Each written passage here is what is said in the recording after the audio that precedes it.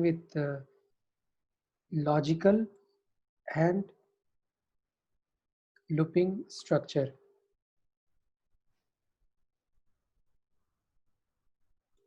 Okay, so just a second. So before going to the code, I just want to explain basically what does logical and looping structures mean. So I'll just all right.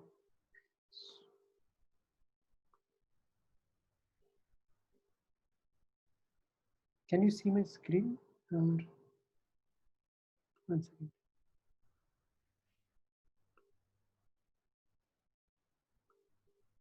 Yeah.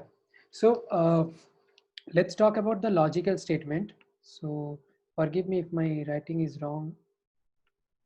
It's very well. So basically you have a set of statements here. So you have a set of statement.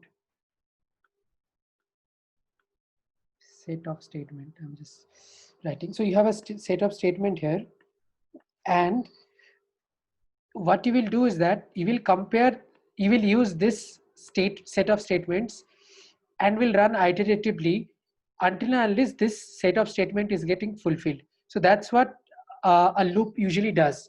So we have different types of loop in Python. So first is the for loop, and then we have while loop. Well, we have while loop, and then some people use do while loop, but in our class we are just only going to focus only on these two loops. So so basically the logical statement means that you have a set of statement and you want to repeat it n number of times. So in those cases you use a logical looping statements. So I'll show an example with this. So let's say okay, let me start. Today is class 5, right?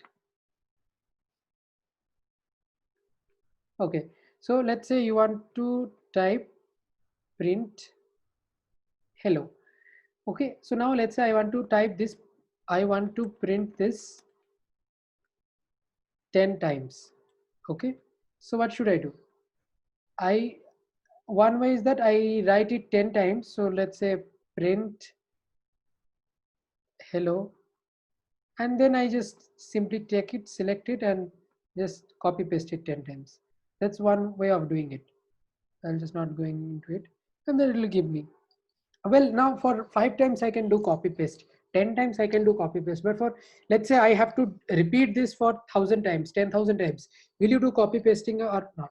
So it does not make sense to copy and paste whenever your number of time your statement needs to be repeated is large.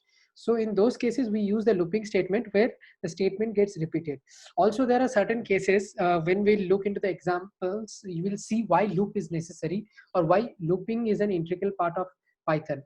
So basically here, as I said before, we will be looking into two types of loop. So for the first case, we'll be looking for loop. So this for loop has a syntax. Okay, so people who do not know any programming languages before might have problem in understanding this looping statement. So just stop me wherever you don't understand, so that it becomes easy for me to explain you. So this for loop, what it does is that it starts from a number. So it has a starting point, it has an ending point, and it has incrementation point. It has an increment. I don't know if the spelling is correct or not. So this is how what the structure of a loop is. That means, let's say, I'll give one practical example. I start from, let's say I start from, I have a set of blocks. Let's say I have a set of buildings, and each buildings are numbered 1 to 10, right? And I'm going to count how many people are there in each room. So imagine a situation where I have 10 houses and I want to count how many people are staying in each room. So what I'll do is that I'll go to the first house. So here my starting point will be the first house, and let's say my ending point, or here the end point will be, let's say, the last house. And increment, what does increment means? Increment means that will I go every house? That means after I complete first house, will I go to the second house for counting how many people are there, or will I skip the second house and I'll go to the third house? So shall I take only odd number of houses, or shall I take only even houses? How will I do it? So that's called an increment. So an increment of 1 means that I will start from first house, then I'll go to second house, then I'll go to third house, then I'll go to fourth house, then I'll go to fifth house, and this will continue up to the 10th house.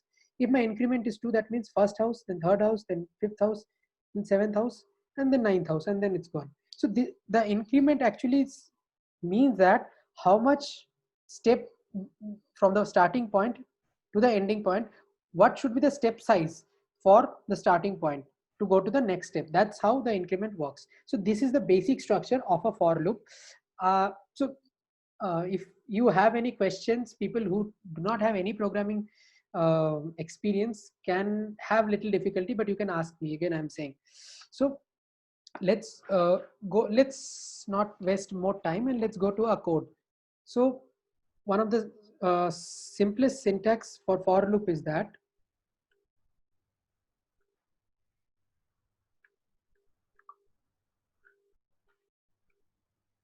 and print hello. So if you remember, in the last class we discussed the range function. For those who haven't discussed the range function, you will understand by yourself only now. Okay, so again there's a syntax error.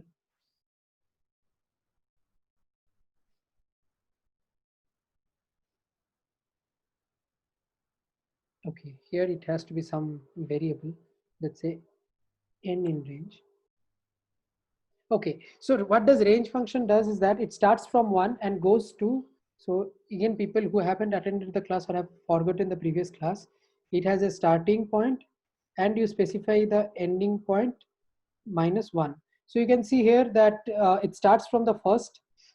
Okay, the best way will be to look like this: print n instead of printing hello world. See, so what it does is that for the first n value, so it takes n equals to 1. So what does this do? First value it will take 1 and then it will print n equals to 1.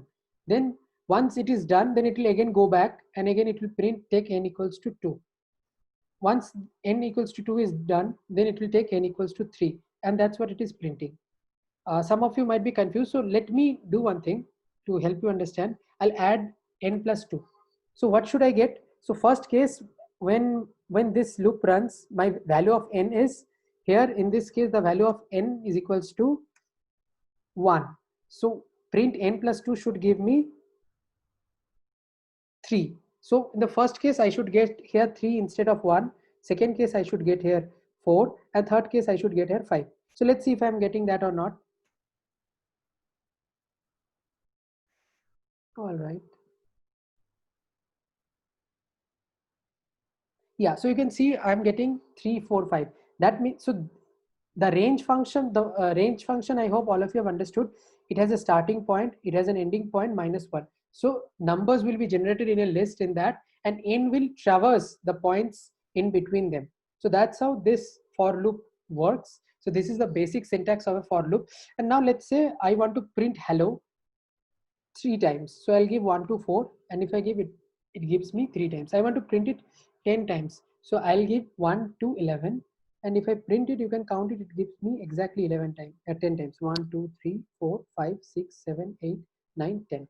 So this is this is the most simplest sentence or syntax of for loop. That's what it is. So let's look it into a little complicated program which will help me. Okay, this is not, this for your understanding. So let's say I want to for, okay, there was another function which I will show you. Let's say you don't want to give it a range, you just, one second.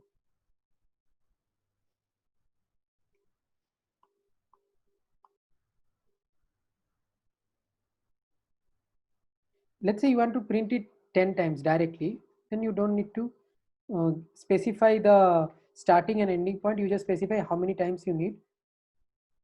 What happened? Okay, it's not, and it will give you 10 times. So you can see here 9, 10. Yeah. So you can see here, if I specify the number of times I want this, it will give me the exact number of times I want the loop to run. Let's say I want the loop to run for 3 times.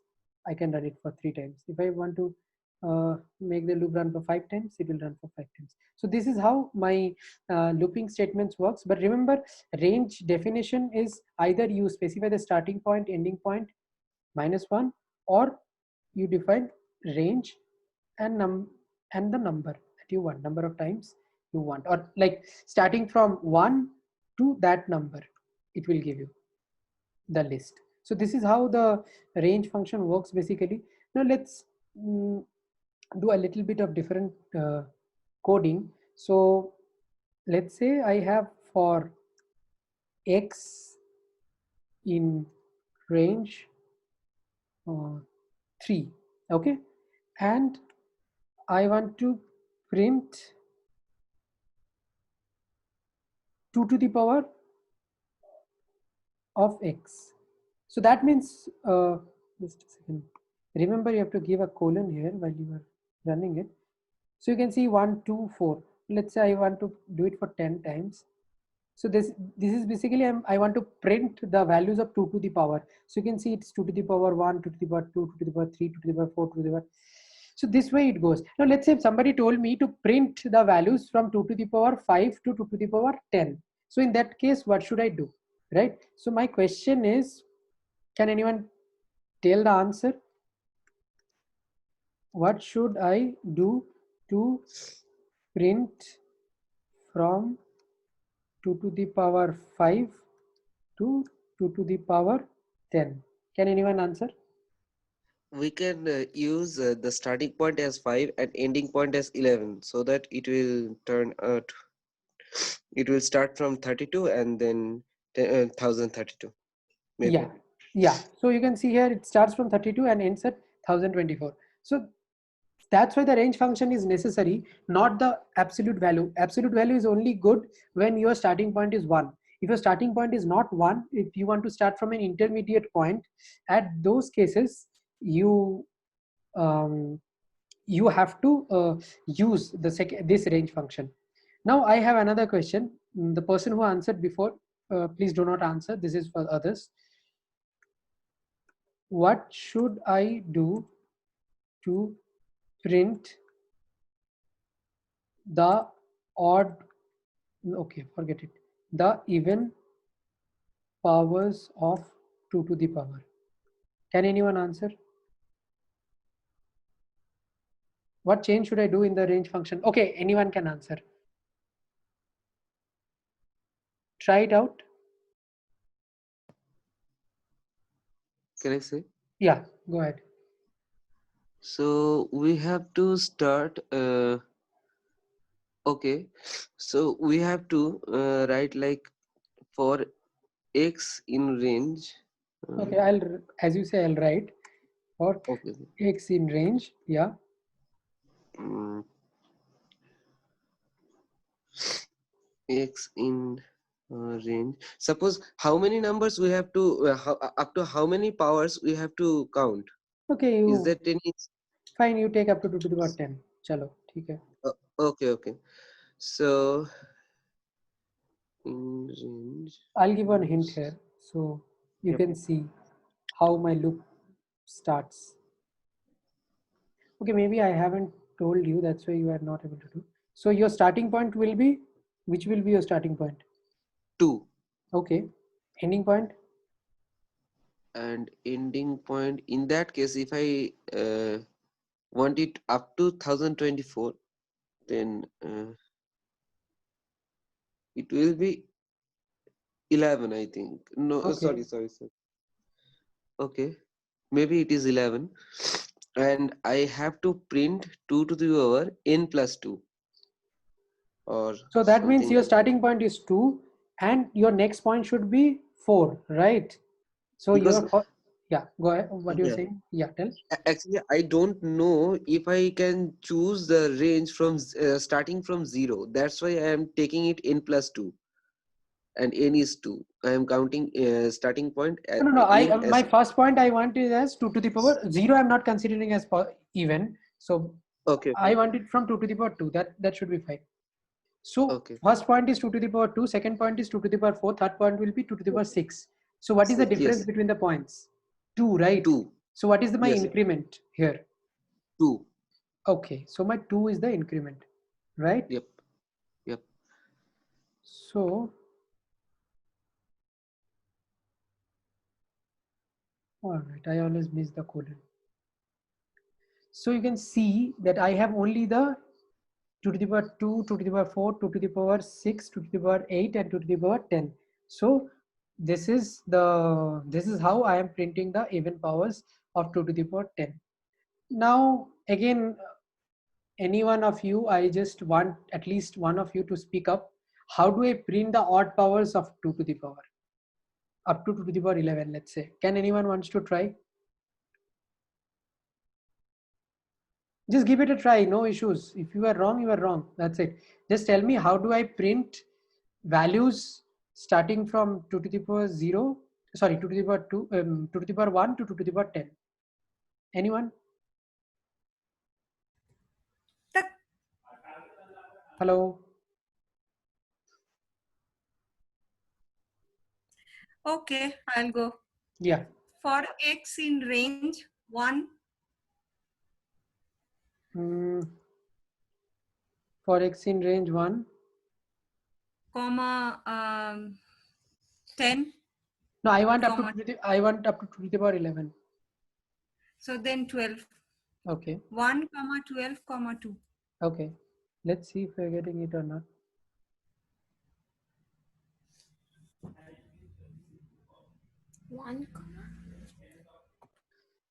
All right. So you can see 2 to the power 1 is 2, 2 to the power 3 is 8, 2 to the power, well, yeah. So this is correct. Just check it out once, but I think this is correct. So this is how, using a simple loop and range statement, you can print whatever you want. But I hope my main idea was to make you clear what all things we can do with range function and with the looping statement. So range itself is a separate function, but to explain it separately was not very easy to, like, most of you people might not get what it does actually. So in terms of looping, how does it help? I thought it will be a better way to explain it in that way. That's why I did not continue the previous day. So yeah, so this is what a for loop is. So let's say now my question is that I want to find the sum of first 50 natural numbers. If my spelling is wrong, please forgive me. Sum of 50 integers. Yeah, I want to find the sum of first 50 integers. Okay, so this is my question. And yeah, so does anyone want to try what should be my function here?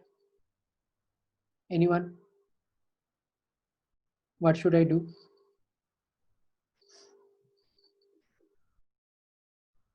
Any wild guess? All right, I'll only Sir, yeah. will it be for 1, comma 51, comma 1? Yeah, sorry. For x in range 1, comma 51, comma 1. Print n plus n plus 1. Okay. X plus, yeah, x plus 1. No, this will not work because, okay, since you have said, let's see what does this do. I forgot this always. So you can see that it will just simply give you the numbers from 2 to 51. Why it is giving from 2? Because you are just printing this number. Last time you were just printing x, that's why you are getting from 1 to 50. Now you are just adding it 1.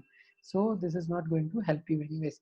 But yeah, you try. Sir, if we, yeah, say. Sir, if we do x plus 1, sir. X plus 1. You mean this? Yes, sir. That means 2x plus 1 actually. You want? Oh, no, sir. Sorry. Yeah, it will give another set of numbers. Yeah, sorry. Yeah. So any idea or anything that you think? Hello? Yeah. Sir, this sum will be x into x plus 1 by 2. That is sum of natural numbers. Oh, that formula. is direct formula. I'm not asking for formula. That's correct. I want you to get it in the loop. You are correct. That you can do it. I agree with you. Okay. I'm not asking for Okay. that. Yeah. Okay. Yeah. What was the formula? You can just try it out. It will give you the number. You are absolutely correct. But my question is that in the looping statement, without using any direct formula, can I print it? So one problem which somebody, like the answer which I got before. So there was one problem. The problem is that it's like printing in the loop. So one thing is clear, that it should not print in the loop. So I guess that is something you people are clear with. So I'll show you the answer. So first I define sum equals to 0. That means a blank variable. Nothing is present in the sum. Now forget the print statement as of now.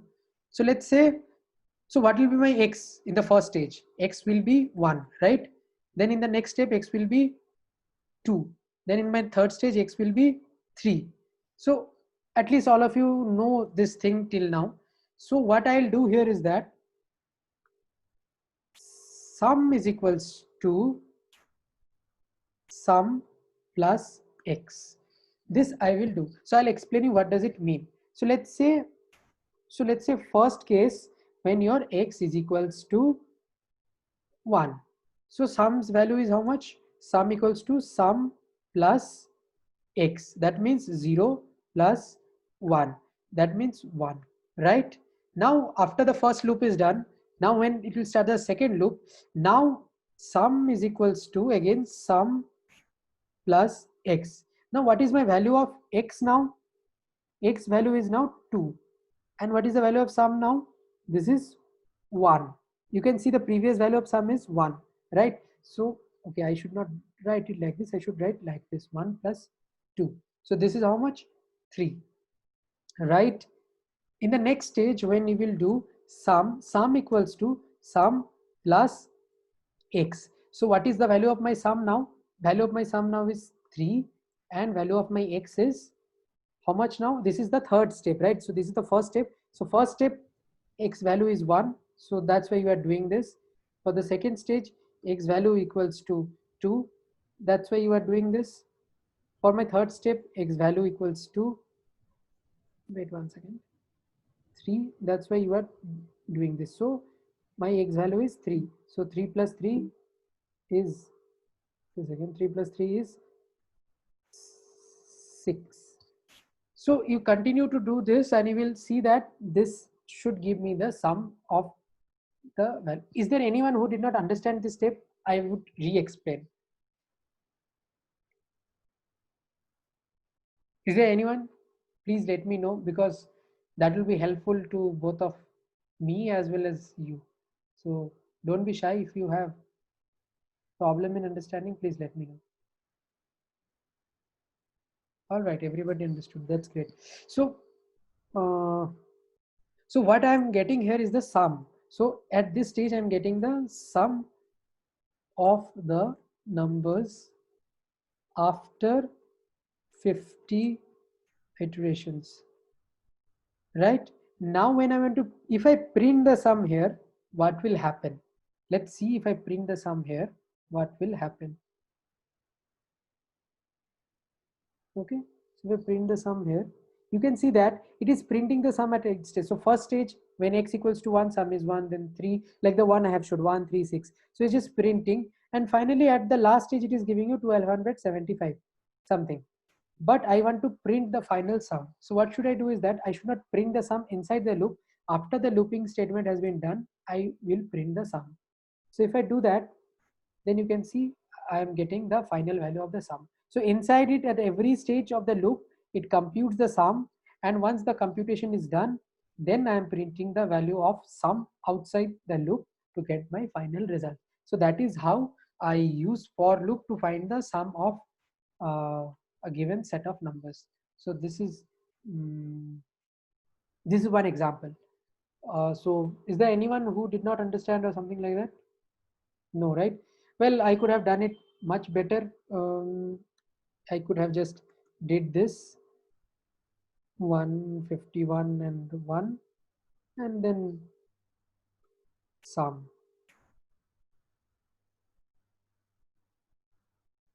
All right. Some issue with this.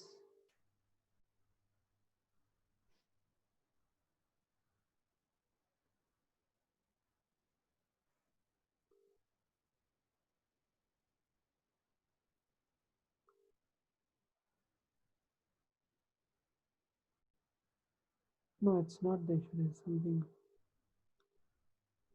Anyways, I'll check this out. There's something I missed it.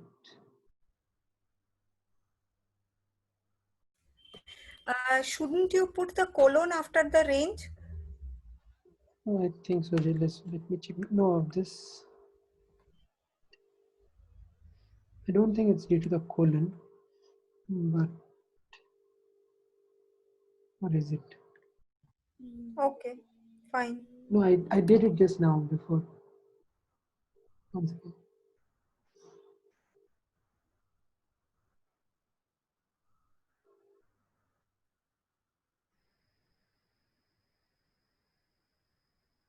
So, is there anything I did different from this to this?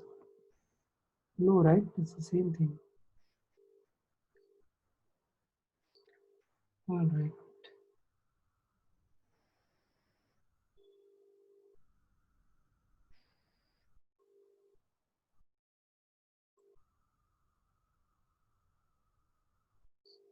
Strange.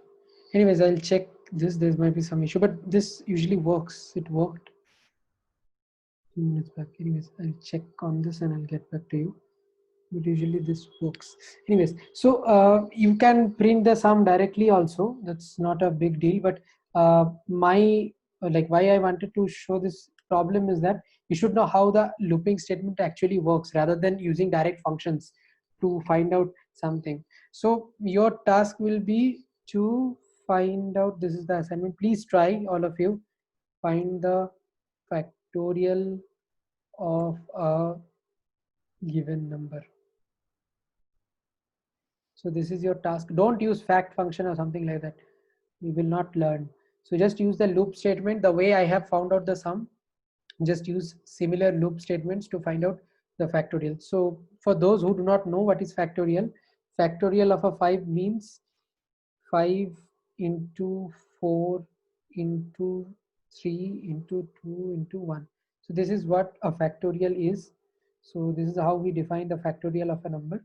So um, so if my input is 5, it should give me 5, 4, 3, 2, 1, something like that. So this is how you should be doing it. So it's your assignment. Anyone has any idea or wants to suggest how can I find the factorial of a number now? Just the pseudocode will be fine. You don't need to tell me the code. Anyone, any idea?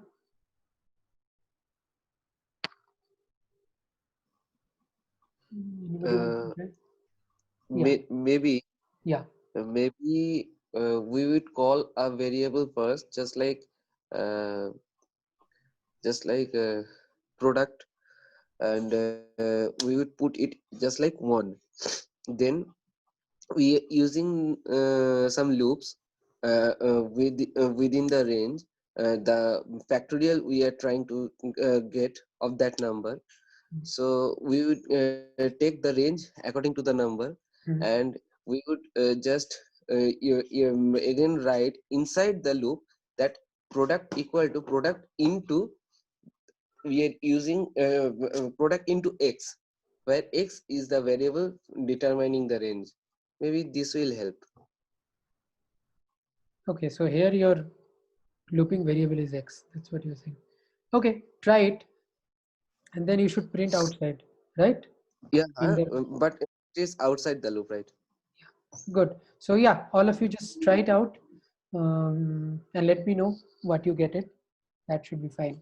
So Sir, yeah. actually, sir, actually, it is my first day. I'm really sorry because I can't attend the last thing. Where I have to submit the assignments, sir? You don't have to submit me. You just do it yourself. If you get stuck, Okay. you tell me. I Okay. will check it to you. So see, like the thing is that you have to excel in this skill. So it should come from inside you that I have to excel in this coding. So there's no hard and fast rule or grading. But if you practice it what all I give, I think you should be able to code on your own. That's what I believe. But yeah, keep practicing. That's more important, I believe. So that's good question anyways. So yeah, we just have 2.5 minutes of the meeting left. So in case the meeting ends before that, I request all of you to join with the same link. Okay. So let's look into, so we are done with for loops. I don't want to spend more time in for loops. You people keep trying different functions. So one is this, one assignment is this. Once you are done with this assignment, there is little more difficult. So find if a number is, no, you don't need to do this now, I'll give later. Anyways, you try the 5 factorial, that should be fine. So let's look into little difficult, sorry, let's look into the next type of loop, that is while loop. So this is again another type of loop. So what it does, so you have a while, you have a condition which if satisfies will go inside the loop. Once it goes inside, then you have the statement or code, whatever you want. You have the code, statement or code, that's it. So this is the state, this is the syntax of while loop. So I'll just write here syntax. So yeah, so let me give you an example, the same example which I did. So let's say n is equals to 1 while n less than 101 colon print n, okay, and n is equals to, sorry, n is equals to n plus 1. So if I run this, what should I get? So I'll get the first 100 natural numbers. Let me explain the code step by step. So here I have a starting point of n. So in the for loop, what I used to do is that if I compare it with a for loop, I think comparison will help you all to understand. In my for loop, what I used to do is that for 1, so there was like for x in range, you have 1, 101 and 1.